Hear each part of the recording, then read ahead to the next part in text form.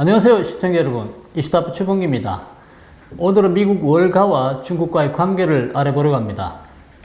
꽃샘 추위가 한창이던 1988년 초 미국 주식거래소 이사장을 포함한 월가 대표단 40명이 베이징을 전격 방문했습니다. 그 당시 중국은 9년 동안 경제개혁과 개방정책을 추진하고 있었던 때였습니다. 중국인민은행, 지금의 중앙은행이 그들을 맞이하고 접대를 했습니다. 그때까지만 해도 주머니 사장이 능력지 못했던 인민은행은 전문 통역사를 고용하지 못했죠. 그래서 인민은행 본점 대학원생들을 통역원으로 투입했습니다.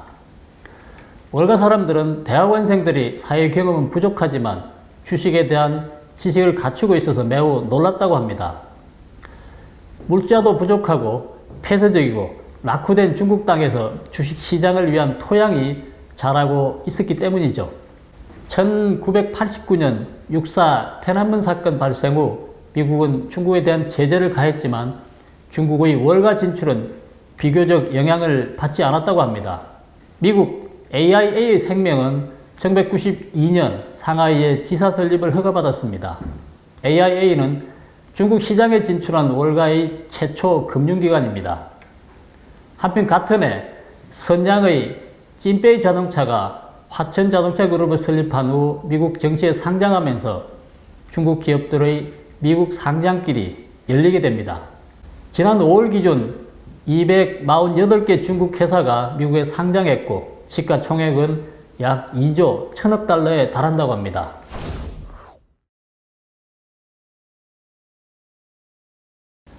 과거 모건 스탠리에 입사했던 일부 중국인들에 따르면 월가는 중국에 대해 아주 많은 관심을 갖고 있었다고 합니다. 세계 신흥시장 가운데 중국만이 회사 규모와 수, 그리고 자산에 있어서 월가의 수요를 충족시킬 수 있었기 때문이죠. 월가의 이 같은 수요는 지금까지 중국 시장에 대한 투자 의지를 뒷받침하고 있습니다.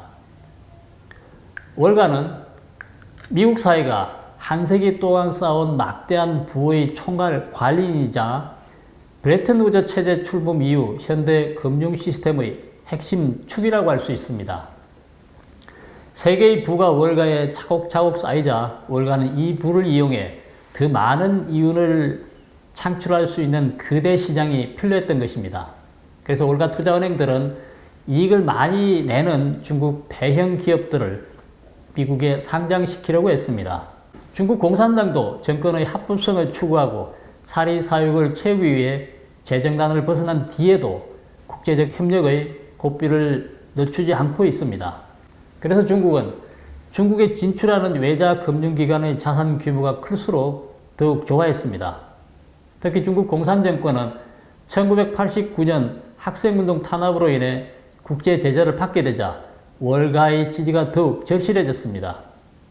이같이 월가와 중국의 이해관계가 맞아떨어지자 둘은 공생관계를 유지하며 각자 자신들이 원하는 바를 취했습니다.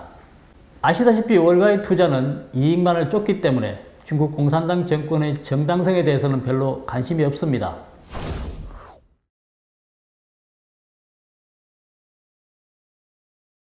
월가와 중국은 지난 30년간 서로 협력하며 각자의 이익을 최대한 챙겨왔습니다. 월가는 막대한 금전적 이익과 시장 확대에 관한 이익을 챙겼고 중국은 금전 제국에 합류함으로써 경제 성장에 필요한 자금을 확보했습니다. 월가는 중국이 세계 2위 경제대국으로 성장하는 데 일조했습니다. 그러나 이와 반대로 미국의 제조업은 급속도로 쇠퇴하고 공산당 치하의 중국에서는 인권 탄압이 끊이지 않고 있습니다. 그리고 극심한 빈부격차와 도덕성 타락까지 사회 전반 풍토는 최악으로 치닫고 있죠. 문제는 이런 극단적인 현상이나 사건도 월가를 막지 못했다는 점입니다. 그런데 트럼프 전 대통령이 집권하면서 변화의 조짐이 조금씩 보이기 시작했습니다. 트럼프 전 대통령은 집권하자 미국 제조업 부흥에 나서는 한편 중국과 월가의 거래가 불공정하여 미국 측에 일방적으로 불리하다는 점을 부각시켜 불합리한 점을 개선하는 등 변화의 조짐을 보이기 시작했습니다. 월가는 트럼프가 중국과 대등한 무역관계를 위해 벌이는 무역전쟁을 막지는 못했습니다. 무역 전쟁 기간 중 트럼프와 시진핑이 체결한 제1단계 무역 합의로 중국은 금융을 더 개방할 수밖에 없었죠. 그로부터 3년이 지난 현재 중국은 월가에 많은 문을 열어주었고 월가는 정권회사와 자산 운용회사를 설립할 수 있게 되었습니다. 그러나 지금 중국은 내부 권력 투쟁이 치열하고 최고 지도자의 선택으로 점점 작용하러 가고 있습니다. 지난해 말부터 일부 상장사에 대한 행정적 조치가 취해졌고 중국 내 여론도 글로벌 자본을 공격하고 나섰습니다. 특히 지난 7월에 있었던 잇따른 행정적 조치로 미국에 상장된 중국 기업들의 주가는 폭락했습니다. 유니콘 상장사 4곳의 시가총액만 1조 달러가 증발한 것으로 나타났습니다. 상장사는 물론 월가와 미국의 투자자들도 큰 피해를 봤죠. 문제는 중국에서 이번 일이 발생하게 된 정확한 사유나 짐작할 만한 이유가 없다는 점입니다. 한마디로 예측을 할 수가 없다는 것이 문제이죠. 사정이 이렇다 보니 월가의 많은 회사들은 중국 주식 보유량을 대폭 줄이거나 매도를 하고 있습니다. 반면 골드만삭스나 JP모건 체이스 같은 회사는 오히려 이익을 보기도 했습니다.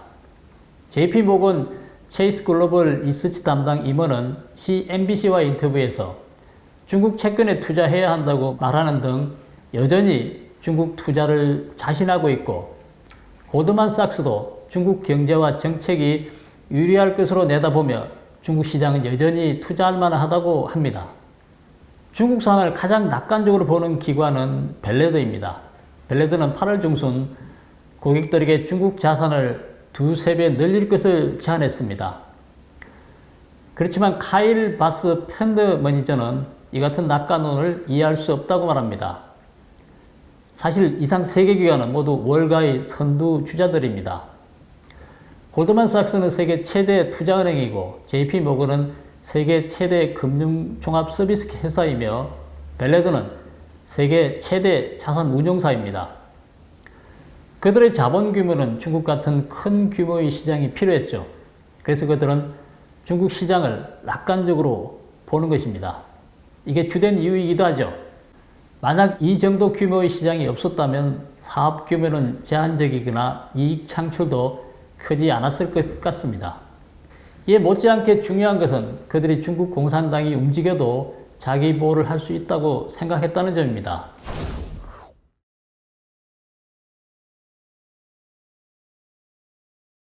월가와 중공의 거래 내용은 잘 알려져 있지 않습니다. 2013년 언론에 공개된 바 있지만 월가 투자은행의 암묵적 규칙이 있습니다.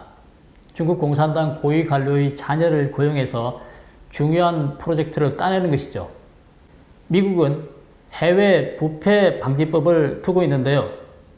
월가 투자은행들이 뇌물로 중국 공산당 지도자나 고위 관리들을 포섭하거나 거래하는 것을 법적으로 규제하고 있습니다.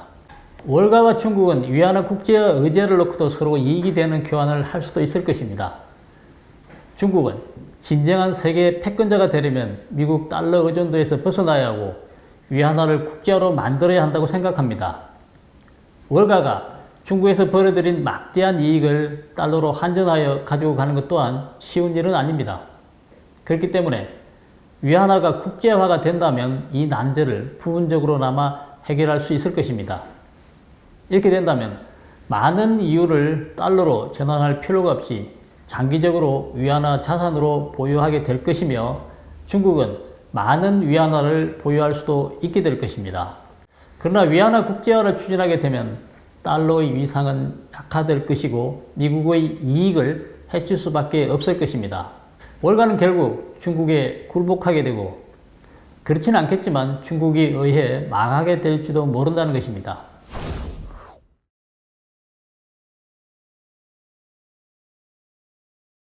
소로스는 수년 전부터 시진핑을 비판해 왔습니다. 최근에는 시진핑을 열린 사회의 적이라고 맹비난하고 있죠. 블룸버그 통신에 따르면 소로스 계열 투자 회사들은 지난 3월 아케고스 사태 후 중국 주식을 대량으로 매입했습니다. 그러나 2분기에도 중국주는 계속 급락하면서 소로스는 결국 매입한 주식을 전부 처분할 수밖에 없어 손실을 입었습니다.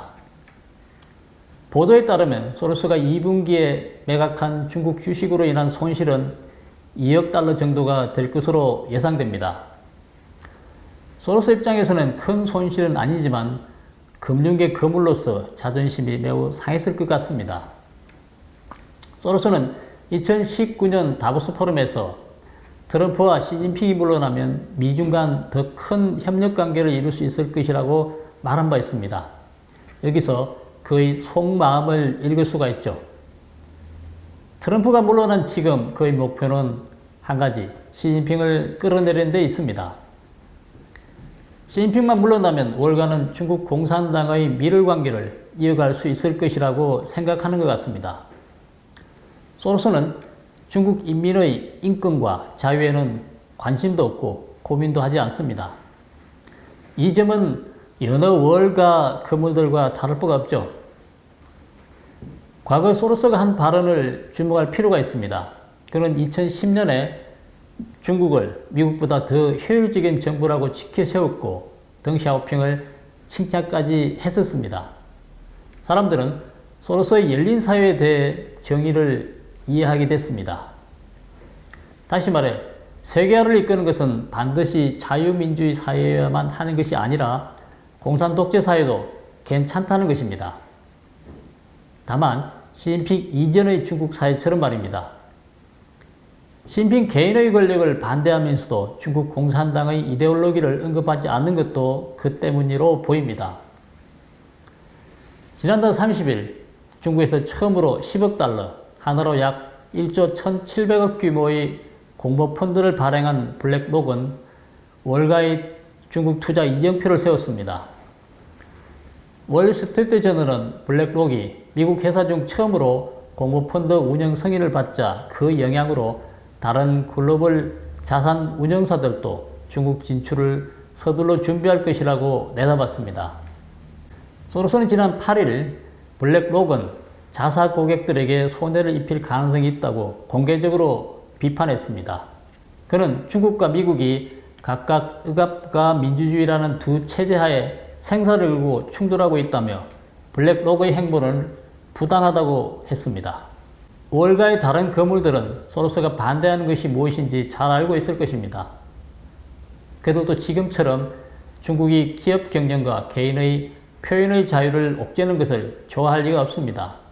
소로스가 진정으로 블랙록을 반대하는 것은 아닐 것입니다. 지금 그의 최우선 과제는 바로 시진핑을 무너뜨리는 것이죠. 이로 인해 월가의 동업자들에게 영향을 주지 않을 것이며 오히려 그물들과 호흡을 맞추고 있을지도 모릅니다.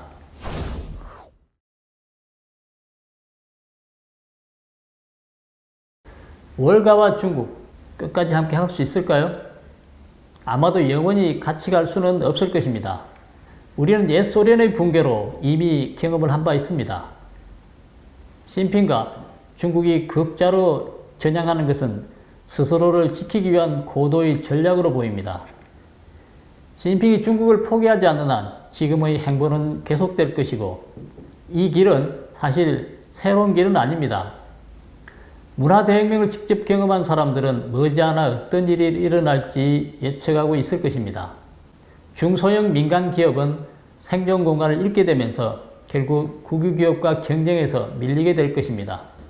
시진핑이 중소기업을 위한 베이징 주식거래소 설치를 선언한 상태고 최근 중국의 조치들은 중소기업 경영에 치명적입니다.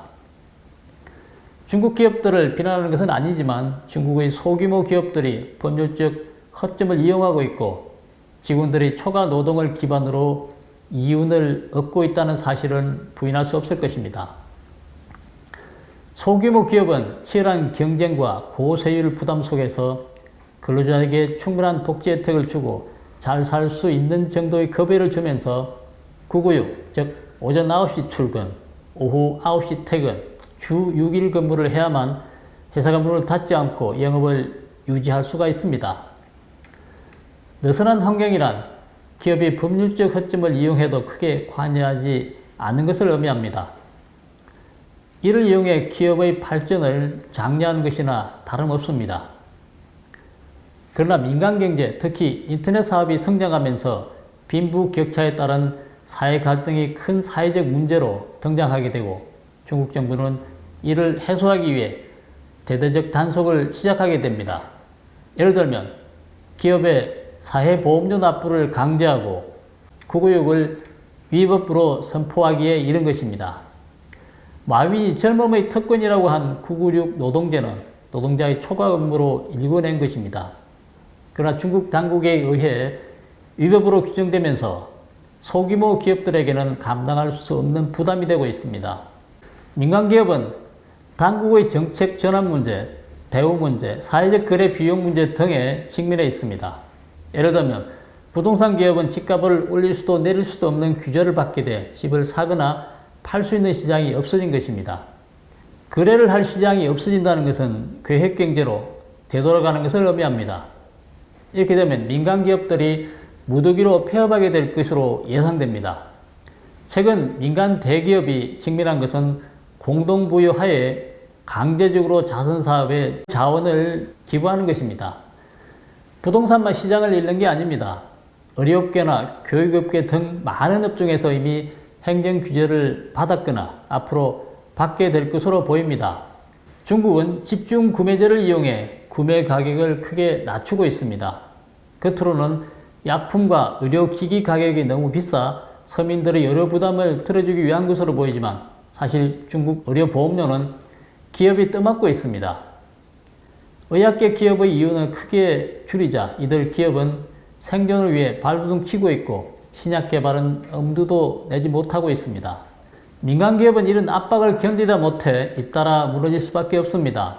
국유기업은 부실화 국면으로 들어설 수밖에 없고 이는 실패한 모든 사회주의 국가에서 입증된 셈입니다.